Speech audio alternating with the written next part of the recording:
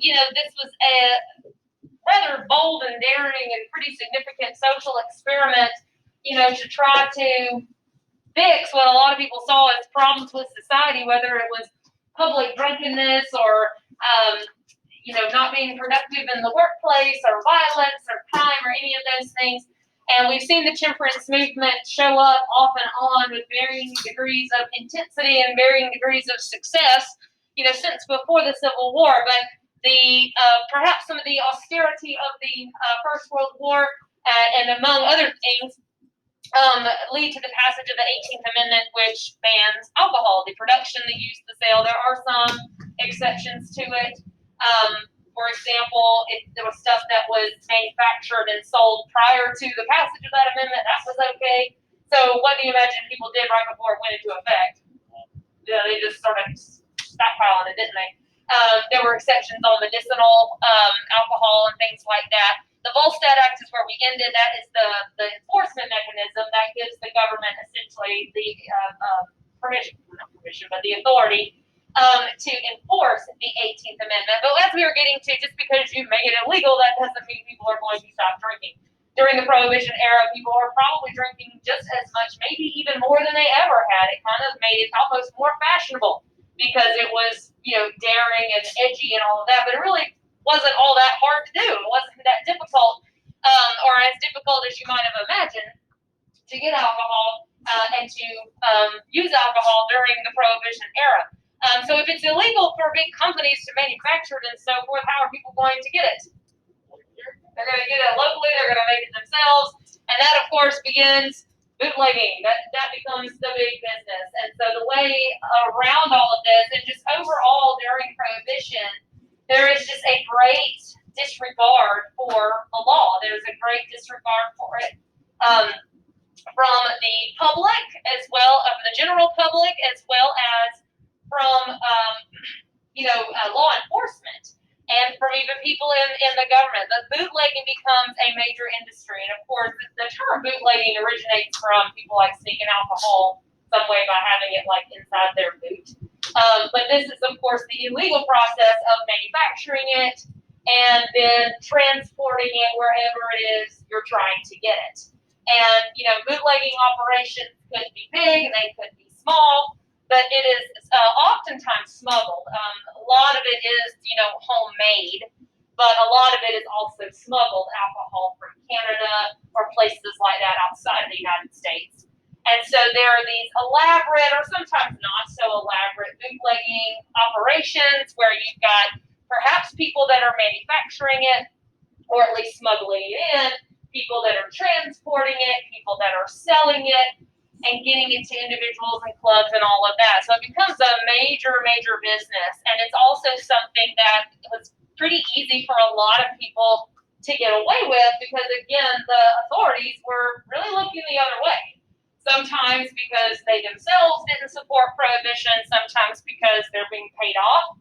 Bribery was incredibly common, as I'm sure some of you researched the other day or yesterday during all of this. So it leads to just a very big disregard for this whole situation. But this becomes a big business all over the country. A lot of people making a living, getting perhaps pretty prosperous off of bootlegging in some way.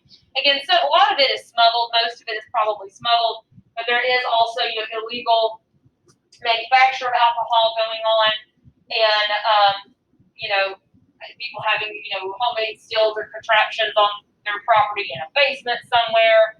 There is something they started calling bathtub gin, which is where they would manufacture using bathtubs, like big baths to hold the stuff. So a lot of that stuff, and that can be, there's not a ton of it, I don't think. There's not really a whole lot of statistics on it, but some of this stuff could be pretty dangerous because it's not regulated at all. And so some of that kind of stuff has a very high alcohol content that can be pretty damaging. So a lot of homebrew kind of stuff, but again, a lot of that actually smuggled. Now, as far as did everybody have to just, hide it all under the table and, just drink it at home and all that kind of stuff? Certainly not. Again, it was quite fashionable to be in the clubs and to be in all kinds of bars and things during the Prohibition era. So in the Prohibition era, you see in a lot of big cities what became called speakeasies. Speakeasies were these illegal bars, illegally operating bars and clubs where alcohol is being served, as well as, all the other fun things, drinking and dancing and so forth. And they might be, disguised to look like something else. Speakeasies might be like the back room of a store or something. You'll have fun. Win. It might be sometimes like disguised as maybe a funeral parlor or something like that. On the outside, it looks like some other kind of business. And then you go in and, behind the secret door, there's, the bar and everything and all of that. But sometimes not quite so secretive. Sometimes it might be, particularly in larger cities. But this is where people would, enjoy their alcohol and all the kinds of things. And they became pretty darn common, particularly in your more northern cities and in larger cities anyway. Again, authorities, many times, they might be some of the ones frequenting the speakeasy, or at least being aware of it.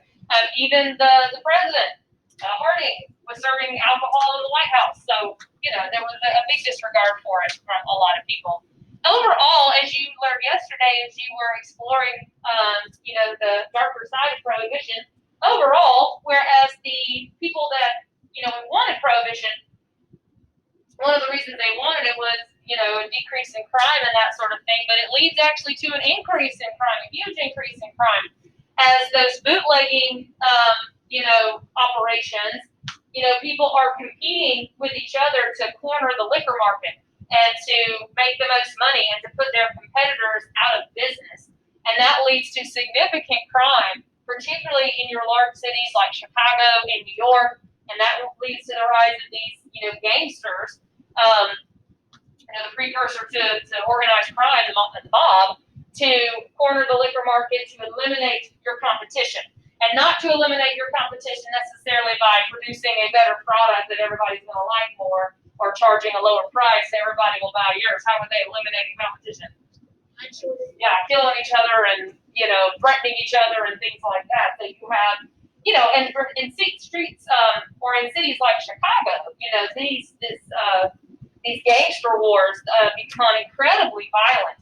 Of course, the infamous Al Capone is probably the face of all of this. He's certainly the most notorious of all the 1920s gangsters, who's still able to operate, his racket and everything, even when he's in prison. That's kind of the way organized crime works. It's just arresting the people doesn't stop it. They just kind of control it from jail.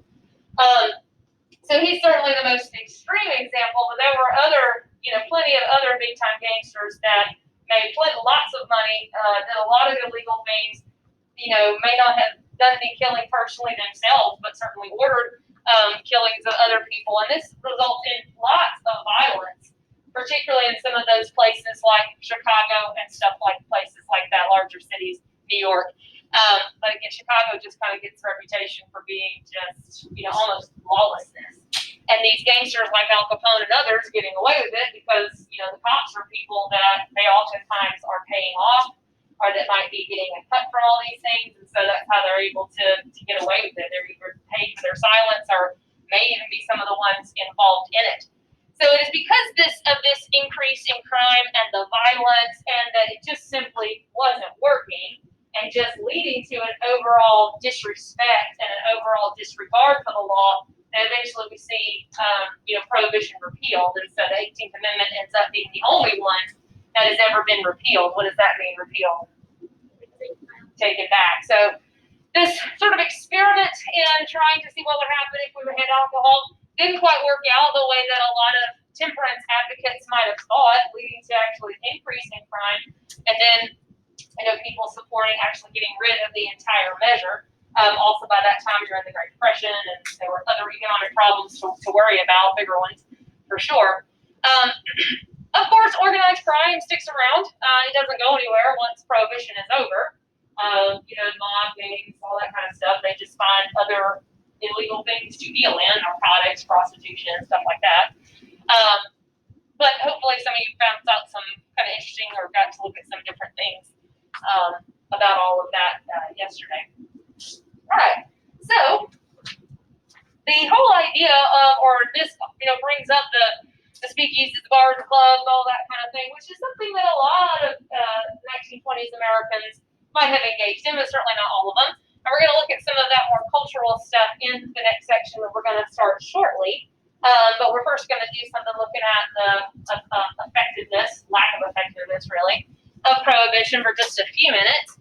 Any questions on that much? That finishes section 1, and we're going to go on to 2 here in a little bit. Oh, there's some pictures there, some folks in the bar. You can see them there with their little no liquor allowed sign while they're drinking. You know, they don't look too ashamed to be drinking there and during prohibition. Okay, hold on just a second.